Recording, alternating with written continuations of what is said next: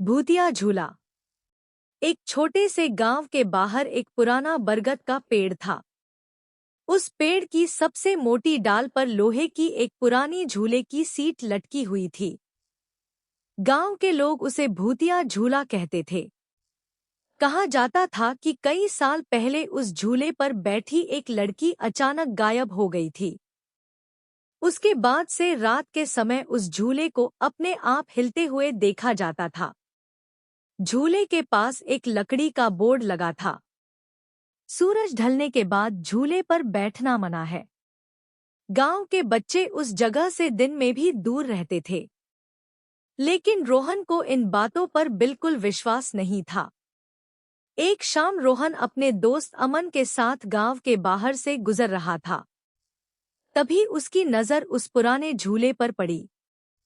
हवा बिल्कुल बंद थी। फिर भी झूला धीरे धीरे आगे पीछे हो रहा था। अमन डरकर बोला, रोहन, चल यहाँ से। दादी कहती हैं कि इस झूले पर रात में कोई बैठता है। रोहन हंस पड़ा। हवा चल रही होगी, भूत वूत कुछ नहीं होता। अमन ने पीछे मुड़कर देखा। पेड़ के आसपास के पत्ते बिल्कुल स्थिर थे, लेकिन झूला लगातार हिल रहा था। अमन ने रोहन का हाथ पकड़ लिया। चल ना।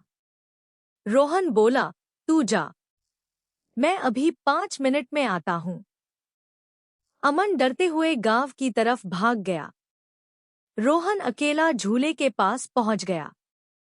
जैसे ही उसने झूले को हाथ लगाया, झूला अचानक रुक गया। चारों तरफ सन्नाटा छा गया। रोहन मुस्कुराया और बोला, देखा, कुछ नहीं है। वह झूले पर बैठ गया। पहले कुछ नहीं हुआ। फिर झूला अपने आप हल्का हल्का हिलने लगा। रोहन ने सोचा कि शायद उसने पैर से जमीन को धक्का दिया होगा। लेकिन अचानक झूला बहुत तेज गति से आगे बढ़ने लगा। रोहन घबरा गया। रुक, रुक।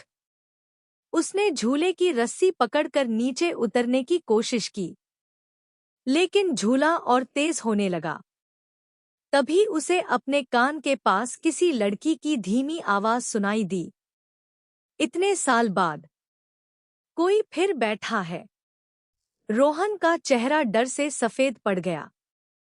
उसने पीछे मुड़कर देखा। वहां कोई नहीं था। झूला अचानक रुक गया। रोहन तुरंत नीचे उतरकर भागने लगा।